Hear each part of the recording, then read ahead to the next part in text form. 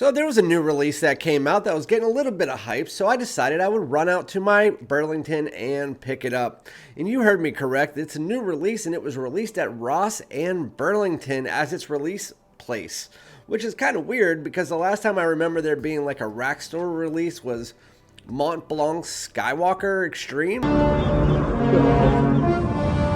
Nuh-uh. The fuck you mean, nuh-uh? Starwalker Extreme?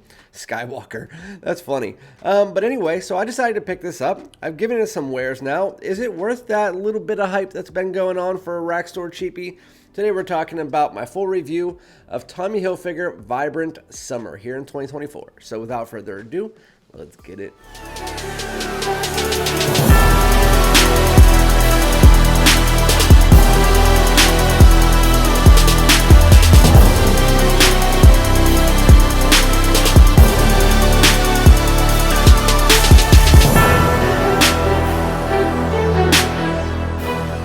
What's going on, my dudes? Welcome back to my channel. My name is Randy, aka FragranceDoud. You guys all know that. Thank you guys so much for joining me for yet another full review of a brand new release here in 2024. This one is more of a rack store release though. But before we get into the video, if you guys could, make sure to hit that subscribe button if you're not already. Make sure to hit the like on your way in. It takes 2 seconds. And then comment below. Let me know if you've tried this fragrance, what you think of it. All that good stuff. You know the drill. So again, there was a rumor about this fragrance. Somebody was saying it in one of the live streams about a month ago. And then Ross ended up going and finding it out from TLTG Reviews. He did a review on it. And then a bunch of people went and bought it, including myself. I ran out to my Ross. They didn't have it, so I went to Burlington. And Burlington ended up having it. And it was just a brand new release. It's running for about $22 at Burlington, $25 at Ross, I'm pretty sure.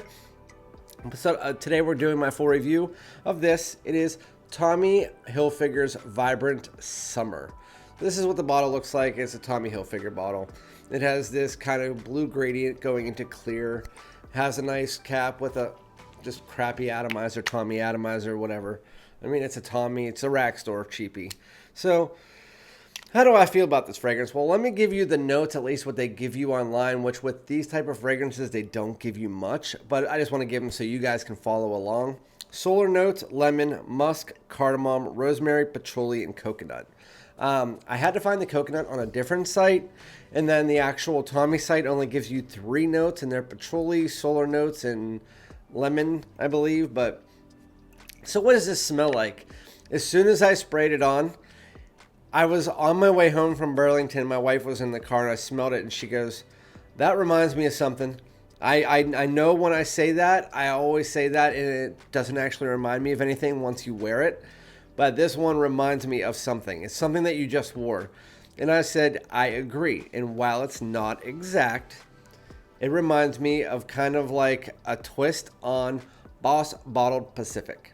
If you've smelled Boss Bottled Pacific, you know exactly what we're talking about. It kind of has that creamy coconut mixed with citrus and musk and a little bit of like an airy aldehydic tone.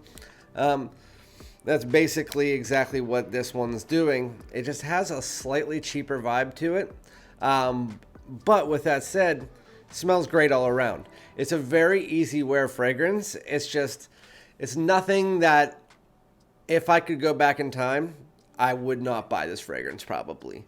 It's cool to review and everything like that, but knowing the fragrances that I have and the people that I'm talking to for the most part, because I doubt like the everyday average Joe is going to go searching for a YouTube video for Tommy Hilfiger Vibrant Summer, because most people won't know about it because again, it's a rack store cheapie, and the most people who are going to those stores are the people in the fragrance community or people who just are looking for an inexpensive fragrance. With that said, Tommy Hilfiger's Vibrant Summer opens up citrusy, touch of coconut, has a little bit of a green herbaceous tone underneath it, and then it has a slight bit of that green spiciness from the cardamom. It has a little bit of a floral tone too that's not mentioned here.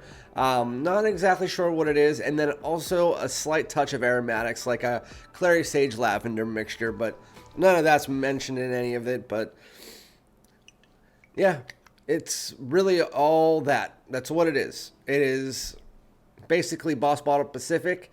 If you dialed down the coconut, made it a little bit less smooth, amped up the citrus a bit, and then put this kind of green semi-floral aromatic undertone.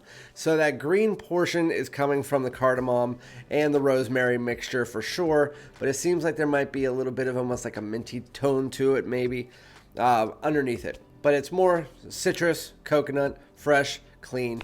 I'm not going to sit here and try to explain this fragrance through and through because it's a rack store cheapie.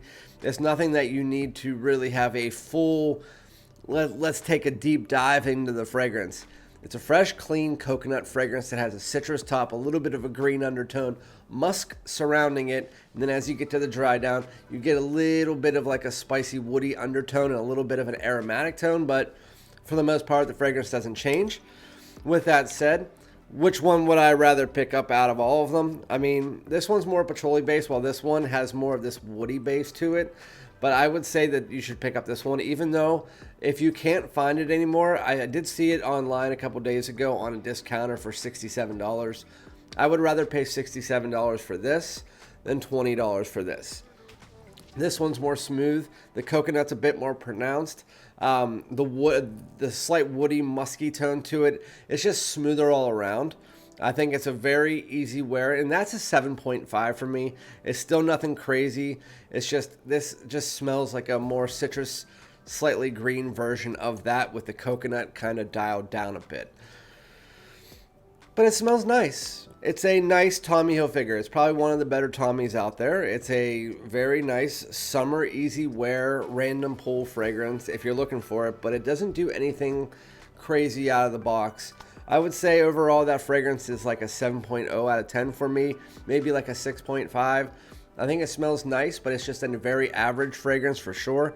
The quality is definitely lower. You can tell that in the fragrance.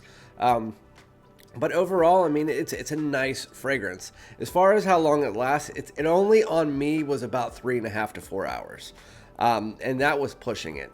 I wore it, and then it seems like it's pushing out really nicely. But as it gets to like 4 hours, it just kind of drops off your skin.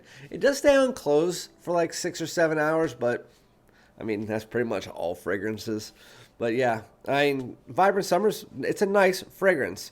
I just don't know what solar notes are. I saw that in the note breakdown. I was like, what the heck is a solar note? Like, is there sun in it? Like light blue sun? Does that have sun in it?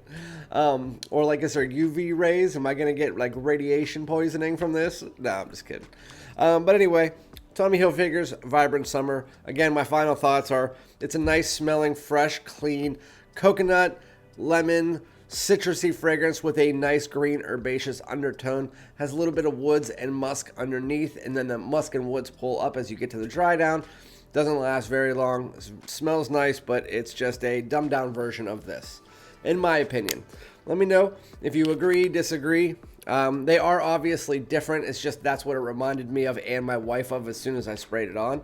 But yeah, that's Tommy Hilfiger Vibrant Summer. Let me know your thoughts in the comments below. And again, I will be back with another video. Thank you guys so much. Peace out.